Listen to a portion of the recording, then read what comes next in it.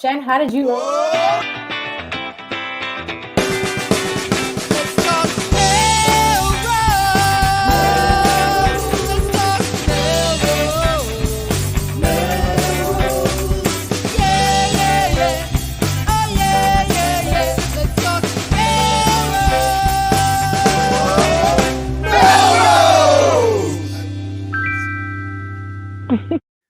Good evening, Melrosians the world over. I'm Tom Catalini. I'm Jen. I'm Jenny Graw. I'm Sam LaGras. I'm Marty Shampoo.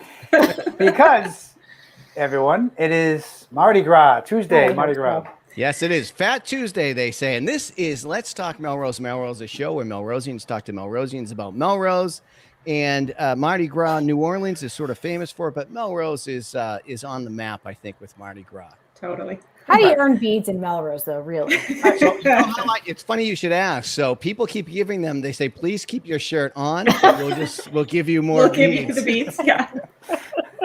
They threw them to you at the jazz band. I wore the traditional Hawaiian lei for Mardi Gras, naturally. Oh, right. I'm happy about that. Right. Yeah.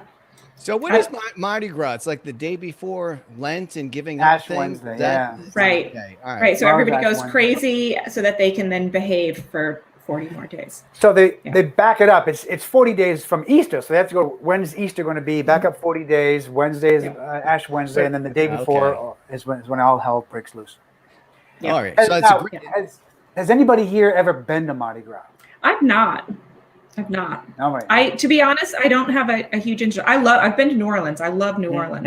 Yeah. But I and it's fun to go down there, but I don't have much interest in going to Mardi Gras. That's just too much. Too much going on. Yeah. But it's a celebratory night. It's a celebratory night for a great night to have a show. They were kind enough to have it on a Tuesday. Yes.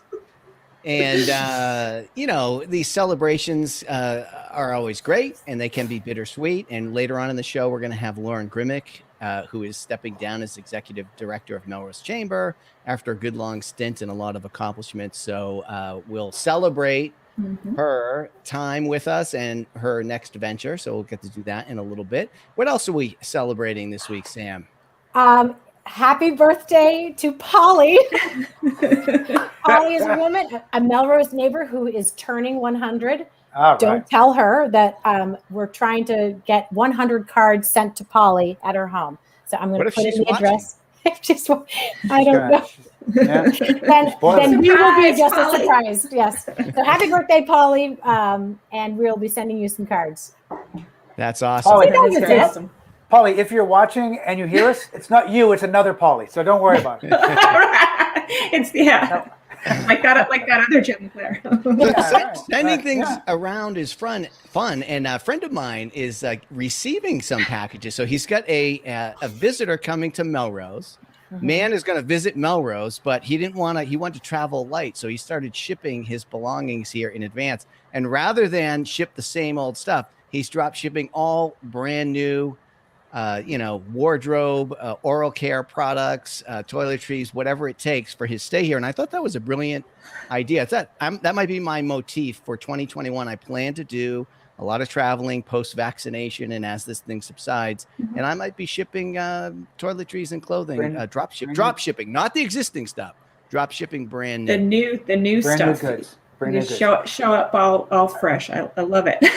I think clearly there's a desire by this person to make sure that he's seen in the best possible light in Melrose. Melrose has that shine, right? So he wants to add to that shine, and I'm happy for him. I'm glad. So what happens to that stuff when he leaves?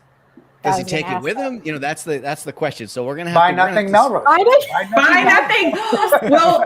We'll take care of it for him. We'll take care of it. We'll put it all on buy nothing. Lightly worn, gently used. Lightly worn, gently used. And you could find on Buy Nothing a half of a Mitchum deodorant would be on there. I'll let you do it, Tom. Go ahead. There we go. Okay. I would be looking for a Buy Nothing water tooth pick kind of thing. Oral care products go over very well on Buy Nothing. Very popular. right, Anyway, all right. we'll stay on top of that in other Yeah. news.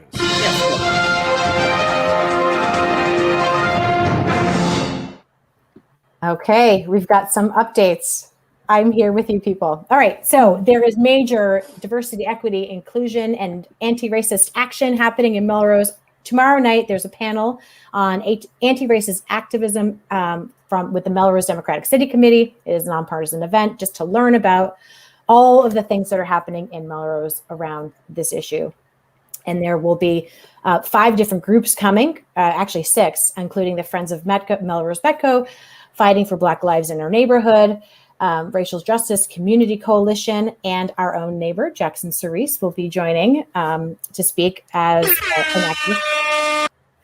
And then also White People Challenging Racism. So it should be really good. They're just going to talk about the work that they do and see if anybody wants to get involved. Also, the city. Do we have a link for that, Sam? How do people actually dial into that? I will post send that We'll henceforth. put it up there. It's on the Melrose Dems page on Facebook, but we'll get it in here. We'll get it. Yep. It's hard for us to talk and link at the same time. I can barely keep up with this show. I couldn't even do that in my 30s. So also, the city of Melrose has begun their contract with a consultant to do this work for the city. So I'll put that story in as well. And one thing I found really cool in the last few weeks, I've been following the Melrose Historical Commission and then the work that they've been doing actually documenting Black history in Melrose based on some of the artifacts they found in buildings, et cetera. So because we're professional entertainment journalistic program, we have already pre-booked for next week. So Jim Bennett is going to join us to talk about that and the commission. So Yeah. I'm looking forward to that. I really am. I think it's going to be a fascinating conversation, and I'm excited to learn a lot of different aspects of Melrose history that I don't know anything about. So this is going to be nice. This will be good. Yeah. I just want to add too. It's really been they've really been fascinating to follow. It's really been really a pleasure and really interesting to follow them. So they've been posting stories on Facebook, and if you don't already follow their Instagram account, I suggest you jump on and follow them and kind of go back and look at some of the stories.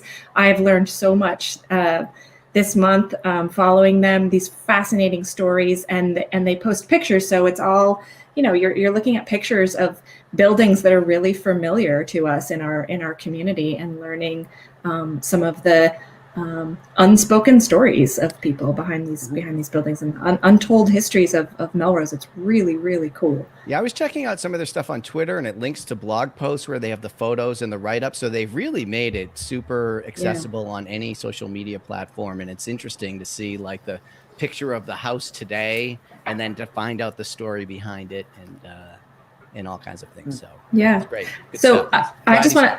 Sorry, go ahead. I was just going to say, I'm glad he's going to join us next week. Yeah, me too. And I think one of the things that's come up from this, a lot of the comments on the threads on Facebook and on Instagram are, we need to do more to sort of commemorate, lock in these stories and commemorate these things. We should do this. We should have a plaque. We should do this or that. So I just want to take a second to advocate that there's some creative, fun, interesting things that we can do along those lines too. And we'd love to talk to the Historical Commission about doing, Melrose is really interested, and the community's been talking a lot about public art. These are the perfect opportunities to do something that's. Are you trying to get rid of the plaque, Jen? Yeah, I'm not a fan of the plaque. Your own sort of oral hygiene to. yes, I'm trying exactly.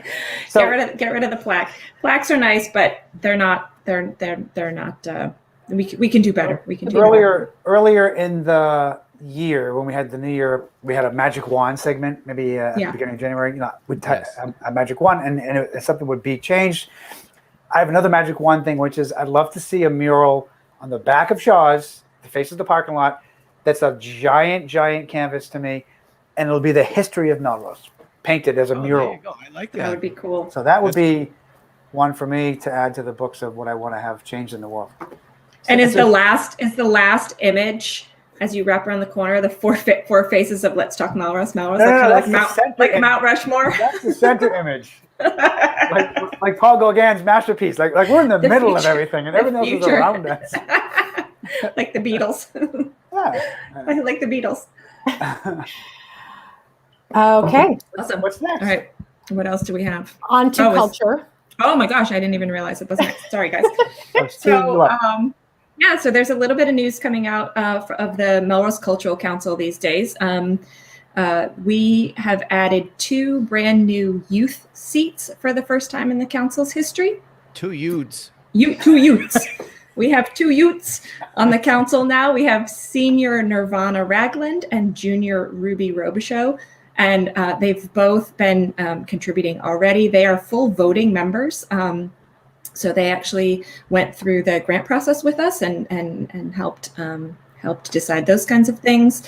And they're on the Broder Bulletin today. They did an interview with the mayor this afternoon. So if you haven't, I don't know if it's published yet. I don't know if that goes out the same day, but check that out. We'll put a link to it when it comes out.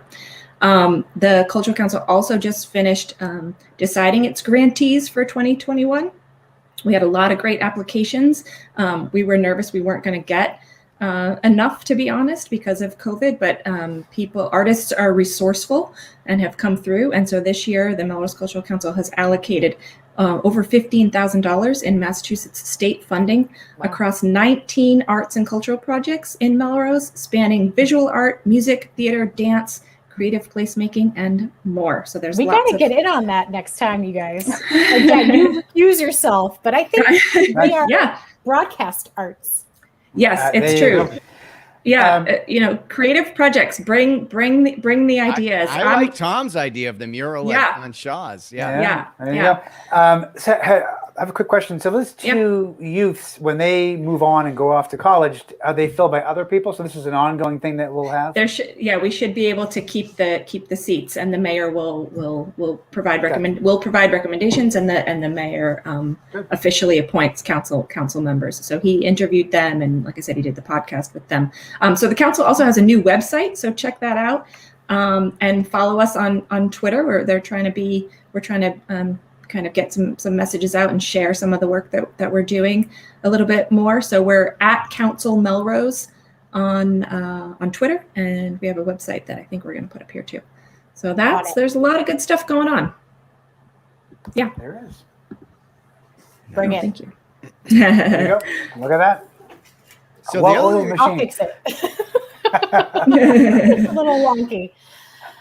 The other thing we covered a few shows back was all the initiatives around the Pond, the renovation project or whatever it is. They did a study, came up with 3 concepts that were kind of similar, and we're talking about the future of Pond and to try to get the community to agree on some sort of vision and then raise funding, set a budget, raise some funding and plan it out. So it's a long-term process, but the Melrose Bike Ped Committee weighed in this week with a few ideas. And one of the things so it's bringing some visibility to this, and I think the public still has a chance to participate, and this will go on for some time, but it's kind of a critical junction now to weigh in while things are taking shape. And one of the points they made that I thought was pretty good was just the idea of connecting to another story we covered here, which is the DCR dealing with Linfells and Melrose Street, that intersection, which one of the options was even maybe ending Crystal Street there, not having an intersection and making it, I don't know all the terminology, but so connecting these ideas seem to be worthwhile. So there's different groups of Melrose would like to see different things happening. Bike Ped has weighed in. They pointed out it's really kind of the only urban park space really in the city. You do have some playgrounds and some golf course and some other things, but this is like kind of your urban park opportunity.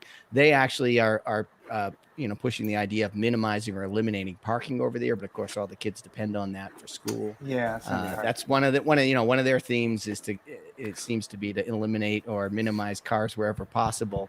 I don't know if that's the best answer for that, but I did it did resonate with me. One of their sentiments was, don't maximize for sports fields as much as, what did they call it? Passive activity. Yeah. Passive activity. Yeah, and I like the idea of a pavilion, or if the waterfront could be a little bit more visible or accessible, or place to hang out. So I that rang a bell with me. Every square inch, maybe overscheduling. I don't know how people want to use it for sports. There's a lot going on, but maybe not to overdo it. I thought was good. I don't know if you guys had any views on that.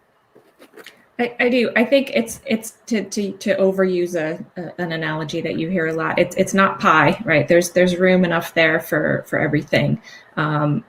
Yes, the arts community is also advocating for an outdoor, some sort of outdoor performance or gathering space. I think that would be important, and you can certainly fit that in there. There are over 20 sports fields and tennis courts and playing fields and all that stuff among all the sort of sports categories. There's over 20 in Melrose. And the only outdoor performance space we have is the teeny tiny little gazebo. Which I have performed at, by the way. Yeah. For the MMTV 4th of July special. I was part of the, what do you call it? The entourage or whatever. It's an accessory. Right. But technically I performed there. What do you call that when somebody's like on the stage, but they're not really in the cast or contributing in a significant way? An extra? I was a roadie. That's what I was. I was a roadie. Lurking? I don't know. Trespassing? A malingerer? I think they call them malingerers, Tom? Is that But to your point, when there's not a performance there, sometimes I get a folding chair and a sandwich, and I'll go sit down at the gazebo and overlook the lake and have, listen, bring my transistor radio and maybe listen to the game. You know what I mean? Yeah. So also, the going back for a quick second about the cultural council, that group is mandated to do a public opinion survey every year as part of how we set our priorities for what to fund. Right. So we have to survey the public every year in the spring. And last year's survey, the three things that came up most often or most visibly in the survey were more public art, more opportunities for youth and school arts, and outdoor space. So, it's important to the community. So nice. I'm hoping we can find some room over there. What about if you build it, they will come, right? I mean, if there was a little stage true. there, dad bands, just the same way you reserve the parks for an event or something, you'd reserve the thing and you could have a, dad band, whatever. If you don't build it, we're coming and we're going to put some chairs in it. So right. Right. All right. We have to move on to the do-goody segment to wrap up the news. And Sam Hammer has a good do-goody update for us. Is there no music, no do-goody music in your? Yes, there is.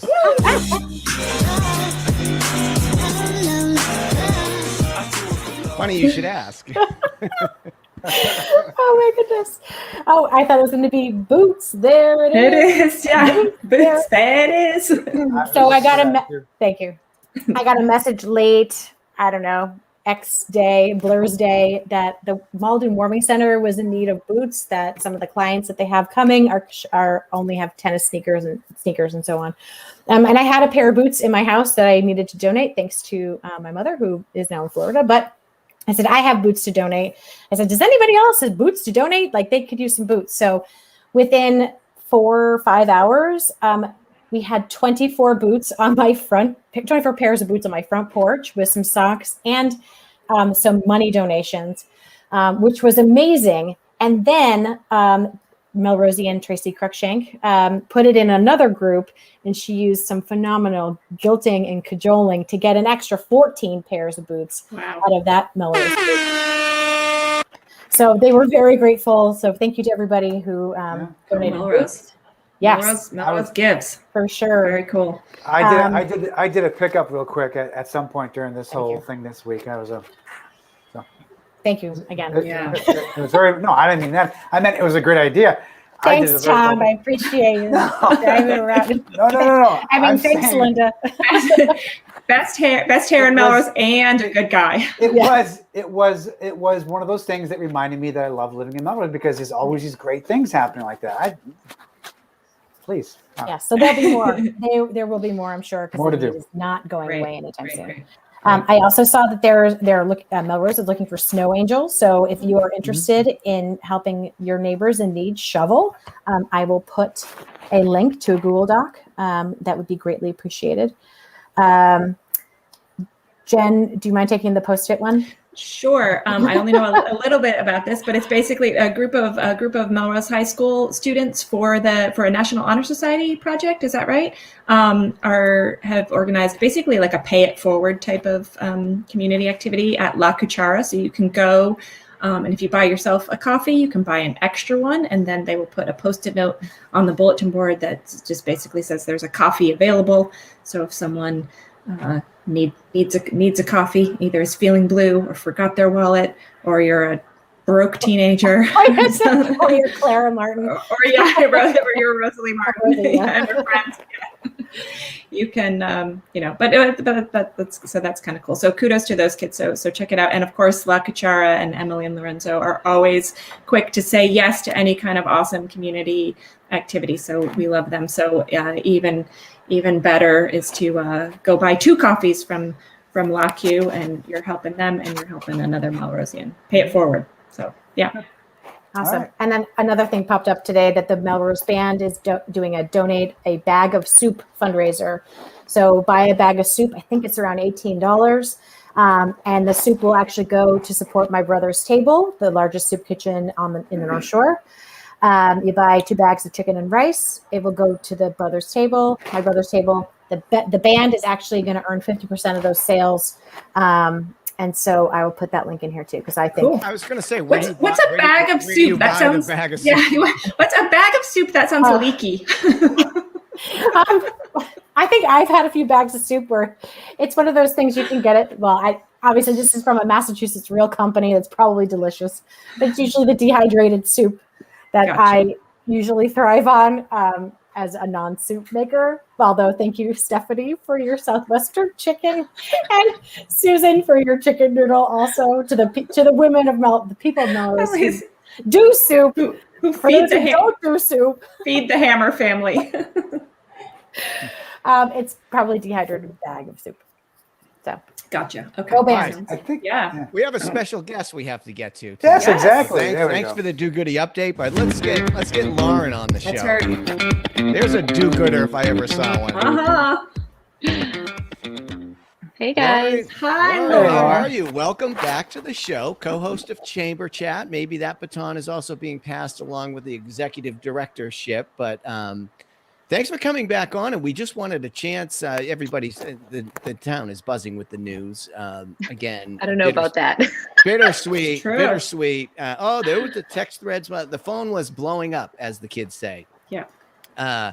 With the news that after 5 years as our executive director at the Chamber of Commerce, you're moving on. So I want to hear about the new opportunity. But as you look back on the 5 years at the Chamber,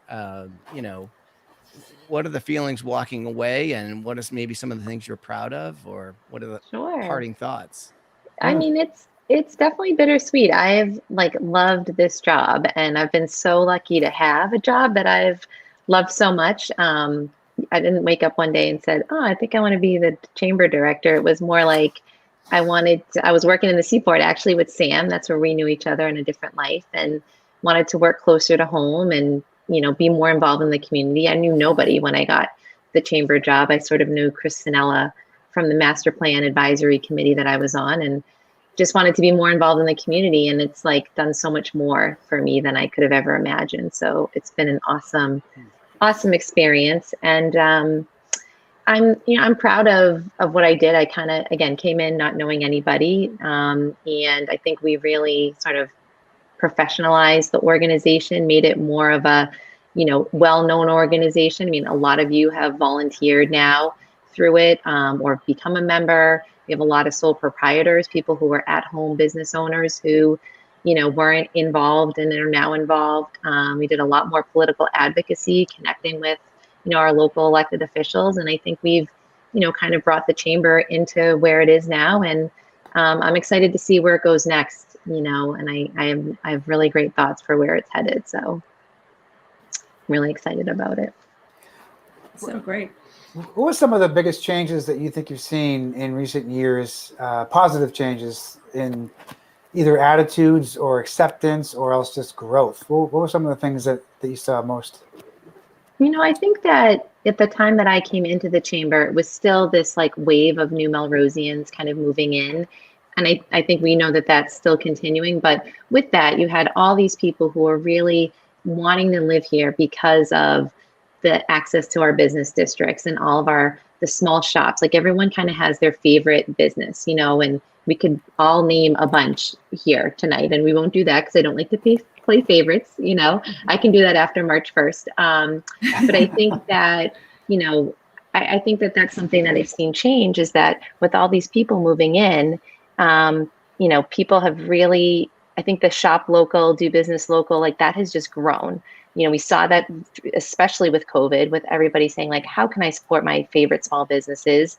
What can we do to keep them going? And that's been just incredible to see.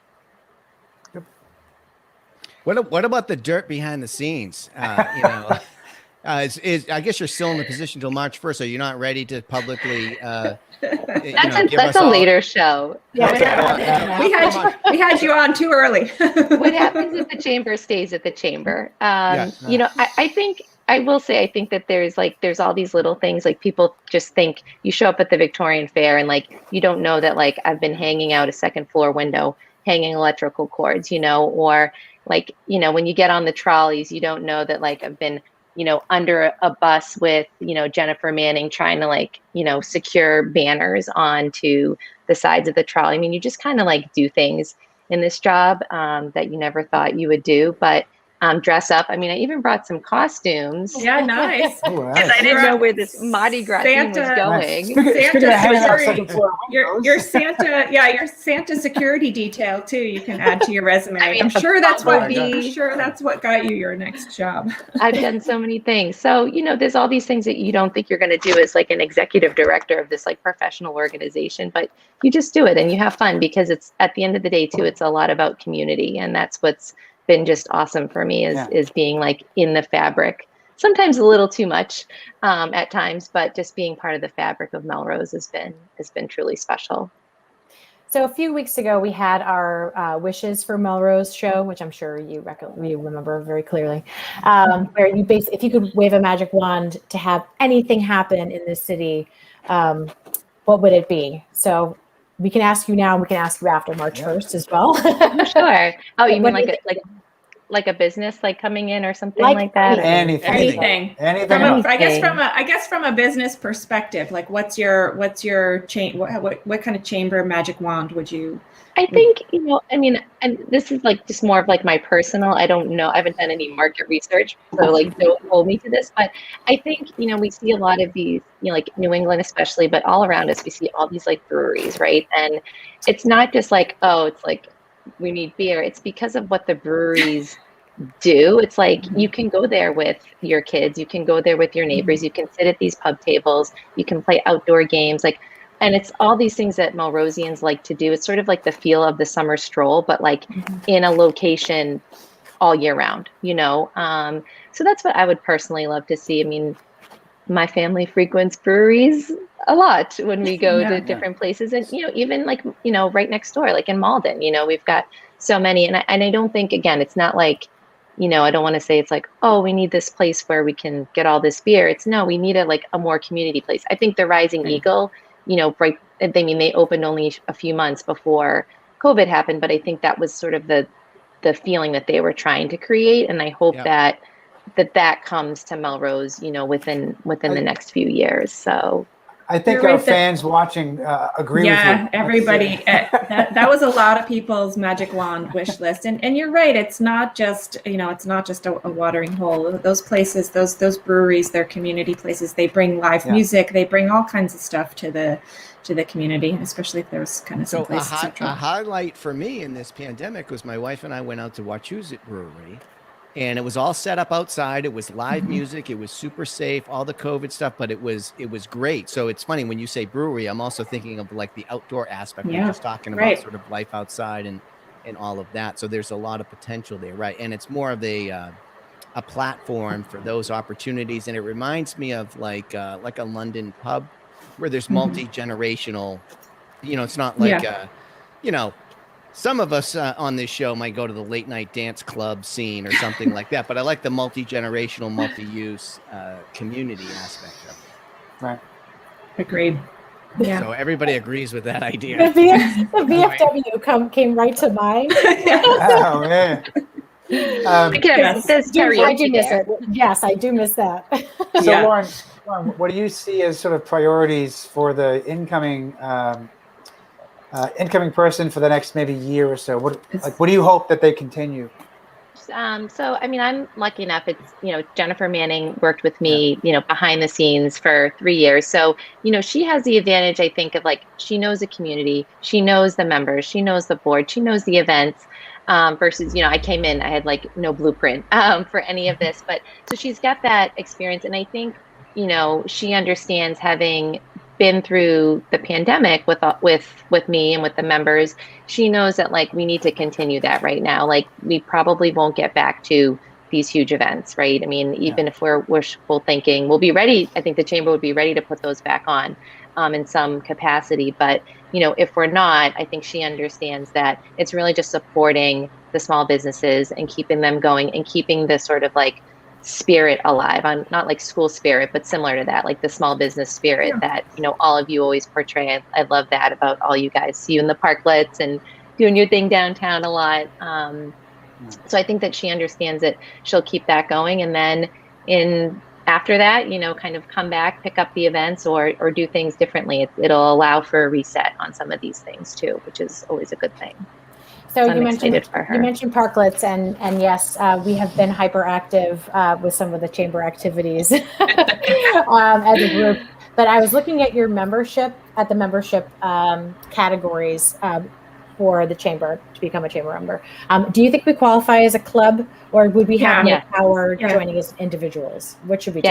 You should join us. Let's talk Melrose. It would be great, and you guys all get the benefit of a membership. And I know Jen would love to have that support, and there's probably a lot of collaboration that you could do, and some additional networking, get you some, new and exciting guests, so you don't have to have repeat offenders on. I just want to know. I just want to know. You sure you're sorry, Tom, go ahead. I just want to know if we get free lunch any place because we're members. We want to walk around town and get free lunch thrown at us and all that. That's all we want. Well, I just want to say I'm a member of the Chamber of Commerce. It's one of the greatest names. It's so fabulous. We're gonna be competing with Chamber Chat, though. This could be a giant network rivalry here. Or we could just go on Chamber Chat. There's some plans. We could be a featured member on Chamber Chat. Yes. Kind of like the Scoop and LTMM. Crossover episode about podcasts. Yes, exactly. Right. Exactly. So Lauren, we're going to need to wrap up in a second, but we dropped off we have a present for you that we dropped off on your stoop today.